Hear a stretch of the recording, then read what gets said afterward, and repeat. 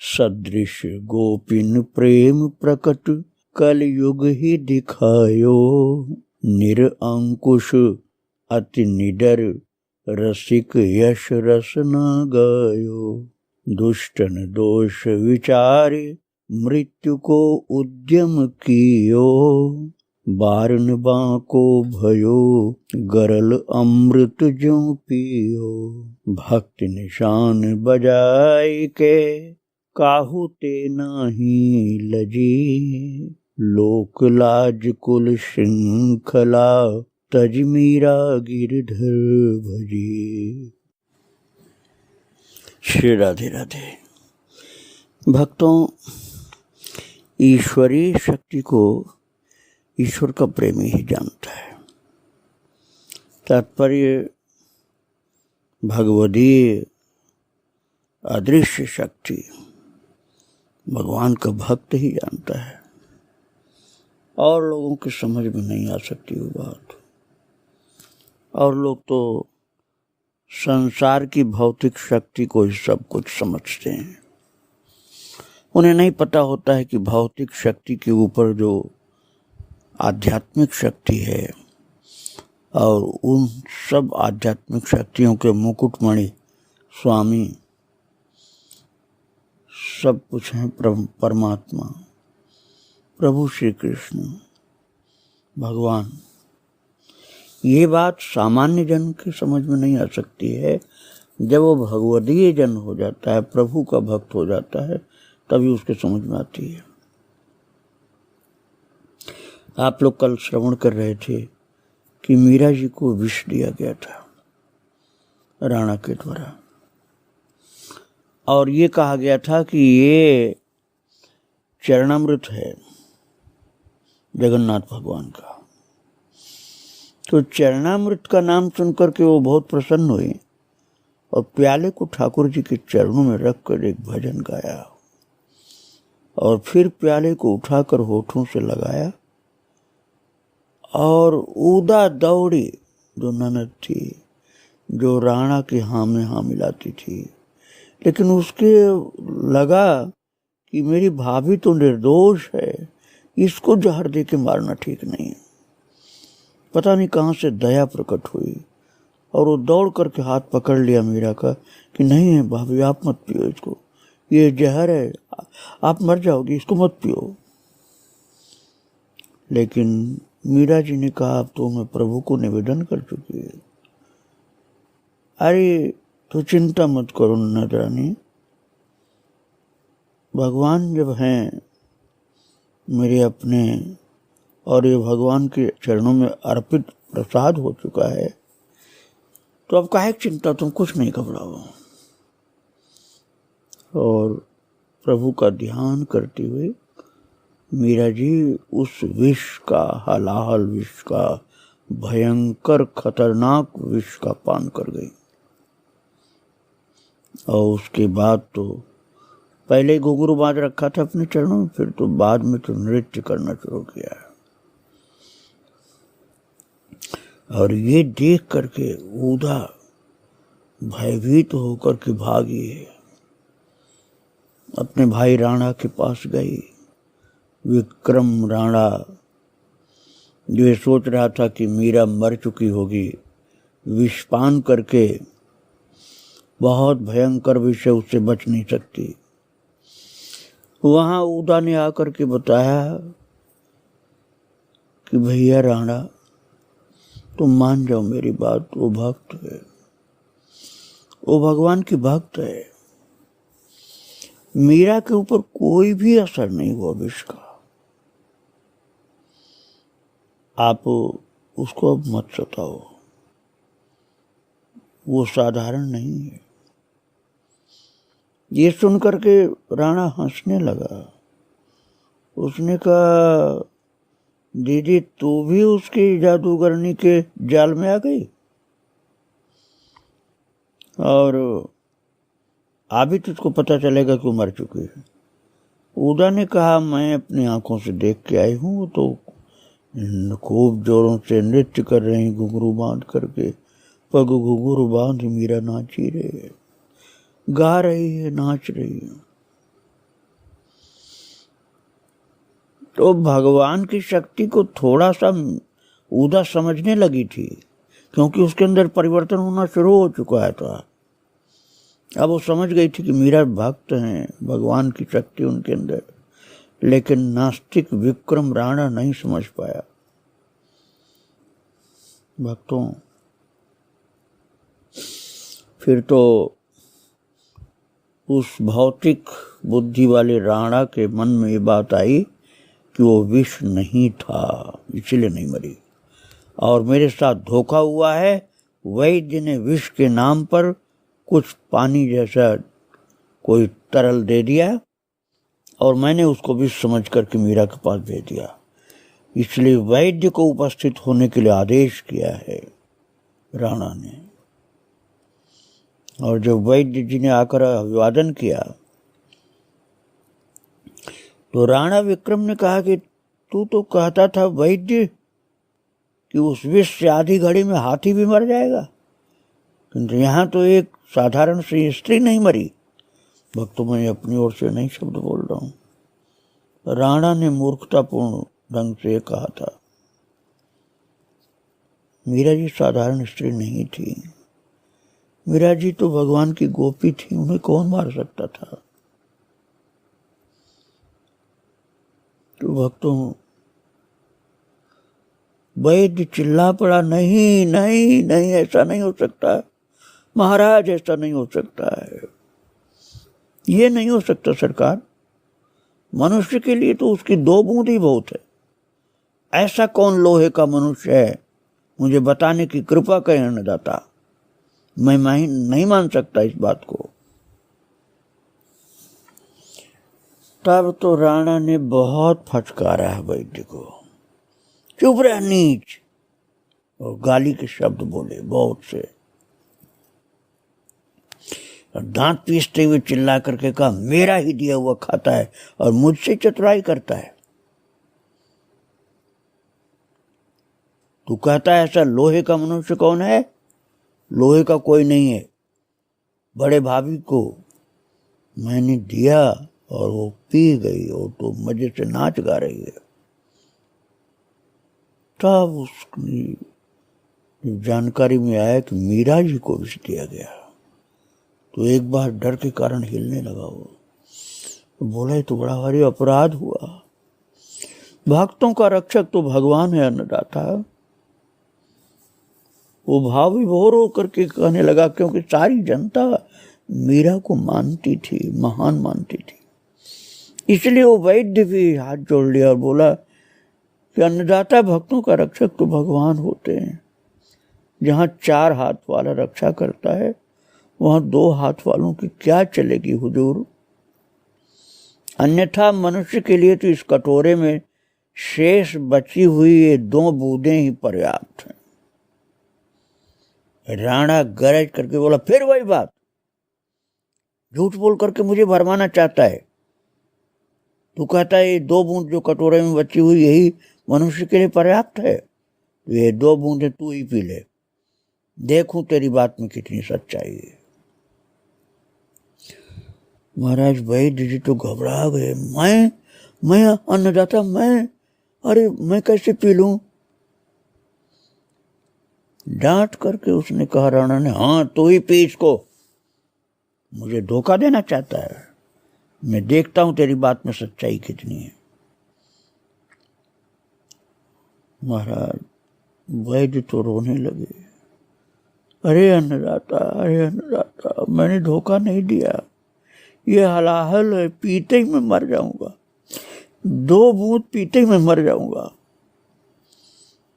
बहुत गिड़गिड़ाए वैद्य, रो रो कर कहने लगे, मेरे बूढ़े माँ बाप और मेरे बेटा बेटी, ये कौन संभालेगा, उन्हें कौन रोटी देगा? मेरे ऊपर दया करिए महाराज, सरकार, मैंने आपको धोखा नहीं दिया, मेरे ऊपर दया करिए। मैंने आपसे कोई भी दगा नहीं किया, कोई धोखा नहीं दिया। जब वैद्य जी रोने लगे कि 2 बूंद मुझे ही पिला रहा है, तो डांट करके राणा ने कहा, मैं त्रिया चरित्र में नहीं सुनने और देखने वाला हूं तेरा, उठाए कटोरा, 2 बूंद बचे हैं, इसको पी के दिखला कि कोई मर सकता है इससे, तेरी झूठ अभी दिखलाई पड़ेगी। और महाराज कांपने लगे डर के मारे वैद्य जी, और कांपते हुए हाथ से वैद्य जी ने कटोरा उठाया और नेत्र बंद हो गए और बोले, हे नारायण, तुम्हारे भक्त के अनिष्ट में मैंने सहयोग किया, उसी का दंड हाथों हाथ मिल रहा है प्रभु, किंतु मैं अनजान था प्रभु, मैं नहीं जानता था कि ये जहर जो मुझसे बनवाया जा रहा है ये आपकी परम भक्ता मीरा जी को पिलाया जाएगा, ये मुझे नहीं मालूम था करुणा सिंधु।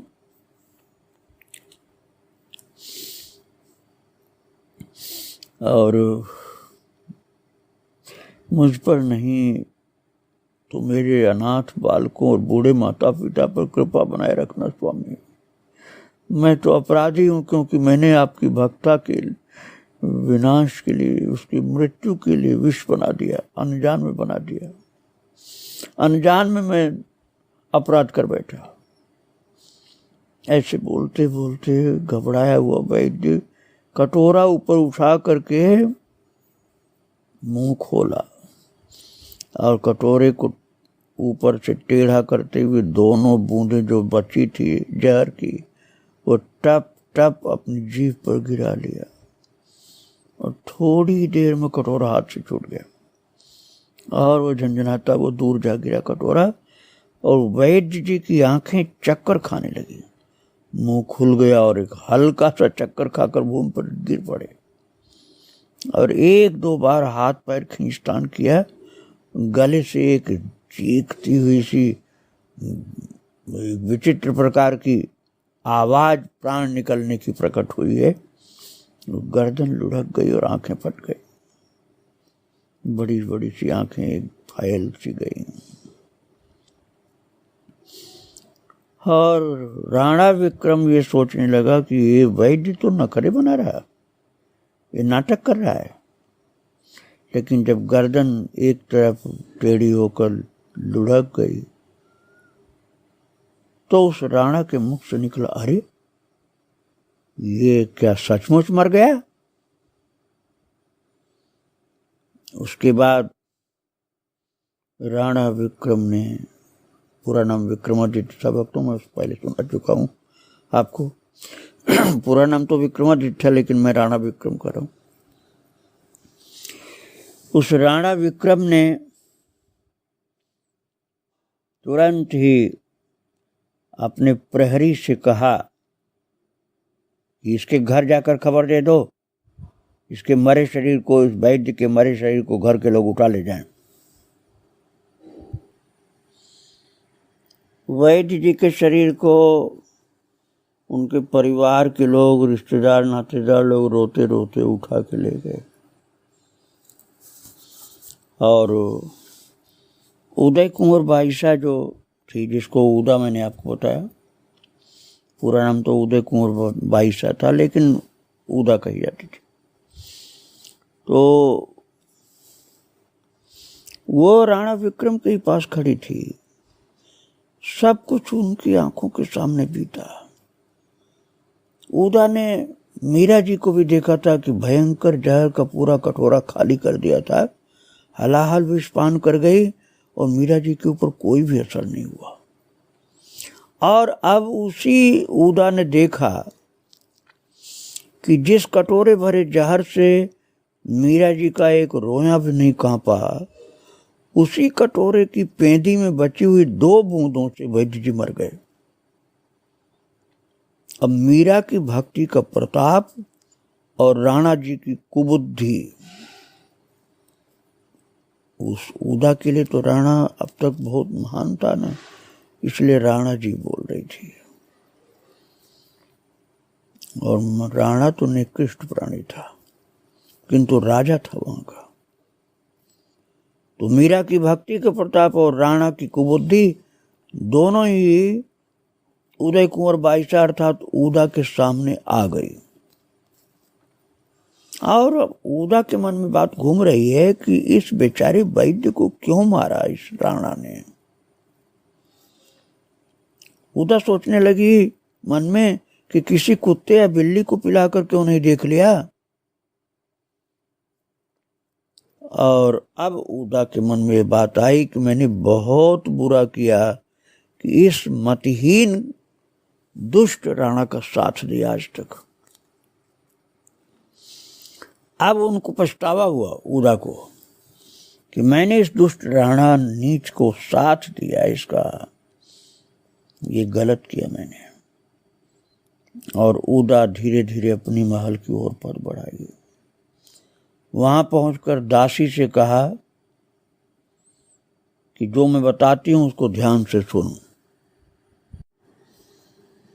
भक्तों, एक बार किसी के मन में सत्संग के लिए आदर बुद्धि पैदा हो जाए तो उतने से ही जीवन में कैसा परिवर्तन होता है। अब आप ये देखिए कि जो अब तक राणा की हाँ मिलाने वाली उसी का समर्थन करती रहती थी उदा, अब समझ गई कि इसका समर्थन करना अन्याय को समर्थन देना है। यह आदमी ठीक नहीं है, नीच है, अन्यायी है और भगवत भक्त द्रोही है। उदा जी ने अपने को राणा से अलग कर लिया और मन से मीरा की भक्ति उसके अंदर प्रकट हुई है। और उसने अपनी दासी को कहा है, अपने महल में जा करके अपनी दासी को कहा कि तू कहीं ऐसी जगह खड़ी हो जा जहाँ कोई तुझे देख न सके। और वैद्य जी की लाश लेकर के उनके घर वाले जब जाने लगे तो उनसे धीरे से कहना कि मीरा जी के महल में ले जाओ, वे वैद्य जी को जीवित कर देंगी। और महाराज उसके बाद उदा स्वयं मीरा जी की महल की ओर चली और जा करके बहुत ही स्नेह से हाथ जोड़ करके फिर इसके बाद भाभी से लिपट करके आंखों में आंसू भरे हुए उदा कहने लगी कि भाभी भाभी मुझे क्षमा कर दीजिए, मैंने आपको बहुत दुख दिया। और मीरा की गोद में फिर सिर रख दिया। मीरा जी कहने लगी, अरे भाई साहब ये क्या कर रही हो आप? सुख दुख तो मनुष्य को अपने प्रारब्ध से प्राप्त होता है, मुझे तो कोई दुख हुआ ही नहीं। मुझे तो प्रभु के स्मरण से समय बचे तब तो दूसरी चीजों को मैं देखूं। उन्होंने बड़े प्यार से मीरा जी ने उदा की पीठ पर हाथ फेरा और सिर पर हाथ फेरा। उदा कहने लगी, मुझे भी कुछ बताइए भाभी जी, जिससे मेरा ये जन्म फिर सुधर जाए। मैं बहुत ही पतन के रास्ते पर चल पड़ी थी। उदा के आंखों से आंसू गिरने लगे। भक्तों, कितना ही बड़ा पापी हो, पश्चाताप हो और भगवान की भक्ति में लगकर अपना सुधार कर ले तो उसके ऊपर कृपा हो जाती है। और मीरा जी बड़ी सरलता से बोली कि मेरे पास क्या है भाई साहब, ये भगवान का नाम है, सो आप भी लीजिए। प्रभु पर भरोसा रखिए और सभी को भगवान का रूप कारीगरी ये चाकर मानिए। और जो कुछ मैं जानती हूँ वही मैंने बताया, और तो कुछ मैं जानती नहीं। ये संत महात्मा जो कहते हैं उसे सुनिए और गुनिए। मैं कुछ नहीं जानती। अब उदा कहने लगी कि भाभी जो आपने बताया कल्याण की बात बताया, लेकिन मैं तो भगवान को जानती नहीं, मैं संत महात्मा को भी नहीं जानती, मैं तो आप ही को जानती हूँ। आप मेरी हैं, मैं आपकी बालक हूँ। और उदा ने कहा, बालक पेट के अंदर रहता है तो माँ को भी लात मारता है, ऐसे मेरे अपराध आप क्षमा कर दीजिए। मीरा ने हंस करके मुंह झुकाई हुई बैठी जो उदा थी उसका मुख ऊपर किया। और मीरा जी बड़ी सरलता से बोली, भाई साहब किसी का अपराध मुझे दिखाई ही नहीं दिया तो क्षमा कैसी? मैं अपराधी किसी को देख पाती तभी तो क्षमा करती। अरे आप दुखी मत होइए, भगवान तो कृपा सिंधु हैं, सर्व समर्थ हैं। अब फिर उदा करने लगे, मैं तो जानती नहीं भगवान को, और मैं तो आप ही को जानती हूँ। रोने लगी ऐसा बोल के। तो महाराज मीरा को बहुत दया आई, और मीरा उनकी पीठ पर, सिर पर हाथ फेर रही हैं, और उदा बोली जा रही है कि मैं तो केवल आप ही को जानती हूँ, आप कृपा कर दीजिए मेरे ऊपर।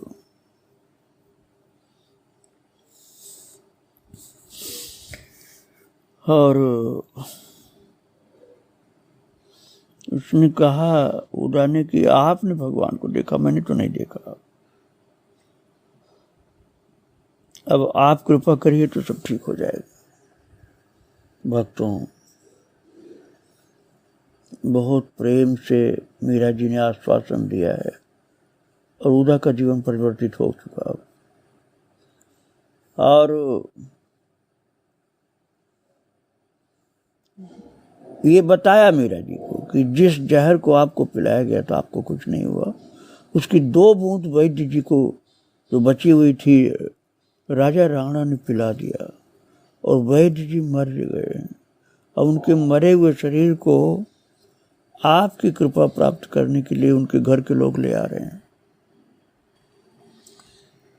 मीरा जी की सेविका ने भी आकर के बात बता दी, गोमती ने, कि जो जहर का प्याला आया था उसमें से 2 बूंद बची थी, और वही वैद्य जी को पिला दिया राणा ने, वैद्य मर गया। मीरा जी के मुख से निकला, मेरे प्रभु ये क्या हुआ, मेरे कारण ब्राह्मण की मृत्यु, कितने लोगों का अवलंब टूटा, इससे तो मेरी ही मृत्यु होती तो ठीक थी। और मीरा जी सोच ही रही थी, तब तक वैद्य जी के घर वाले रोते हुए उनका शव लेकर आ गए, और मीरा जी के चरणों में वैद्य की मां रोती हुई गिर पड़ी और कहने लगी, हे अन्नदाता, हम अनाथों को सनाथ कीजिए, हमें कौन कमा कर खिलाएगा। राजा ने हम सबको क्यों नहीं जहर पिलाया, केवल इन्हीं को क्यों जहर पिलाया। अब महाराज मीरा जी ने अपना उठाया है तानपुरा, और आंख बंद करके भगवान का पद गाती हुई विनती करने लगी, हरि तुम हरो जन की पीर, द्रौपदी की लाज राखी, तुरत बढ़ायो चीर, हरि तुम हरो जन की पीर, भक्त कारण रूप नर हरि, धर्यो आप शरीर, हिरण्यकश्यप मार लीनो, धर्यो नाहिन धीर, बूढ़ तो गजराज राख्यो, कियो बाहर नीर, दासी मीरा लाल गिरधर, चरण कमल पर सिर। गाती रही मीरा, बार बार वही सुनाती गई प्रभु को, और मीरा की बंद आंखों से आंसू झरते रहे। लोग आपा खोए हुए बैठे रहे, 4 घड़ी तक मीरा जी गाई।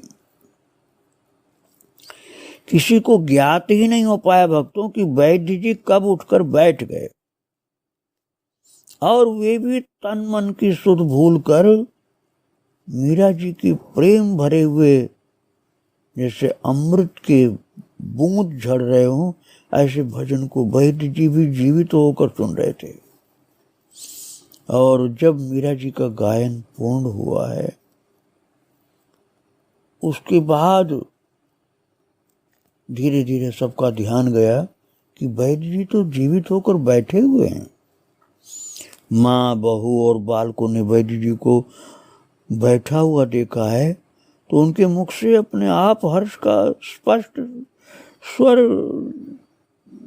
प्रकट होने लगा और उन सभी ने धरती पर सिर रखकर मीरा जी को और गिरधर गोपाल को प्रणाम किया है। चंपा ने सबको चरणामृत और प्रसाद दिया है। वैद्य जी की पत्नी ने बारंबार मीरा जी के चरण पकड़े। मन के भावों को वाणी न मिल पाई, बोल ही नहीं पा रही थी, आंसू गिरती जा रही थी। भाषा इतना काम नहीं दे पा रही थी कि कुछ बोल पाए। उन्होंने अपने नेत्र के जल से मीरा जी के चरण धो दिए। मीरा जी ने कहा, आप ये क्या करती हैं? आप ब्राह्मण हैं, मुझे दोष लगता है, इससे ऐसा मत करिए आप। प्रभु ने आपका मनोरथ पूर्ण किया, मैंने कुछ नहीं किया।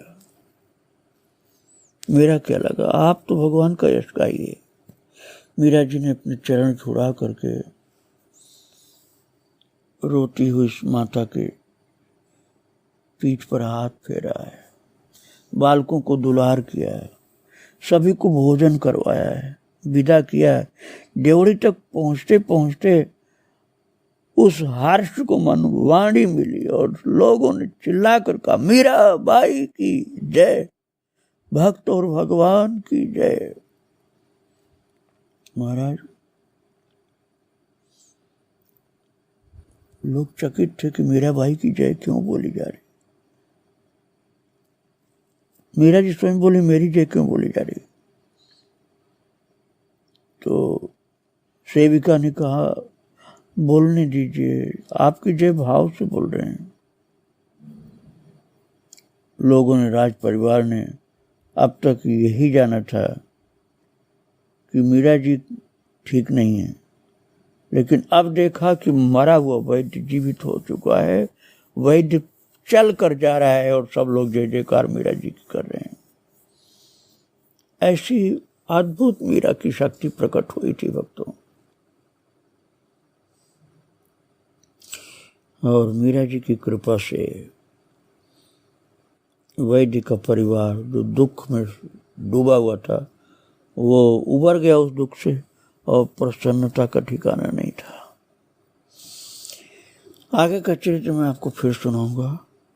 अभी मीरा जी को यहीं प्रणाम करके विराम दे रहा हूँ भक्तों। श्री राधे राधे, जय श्री राधे राधे।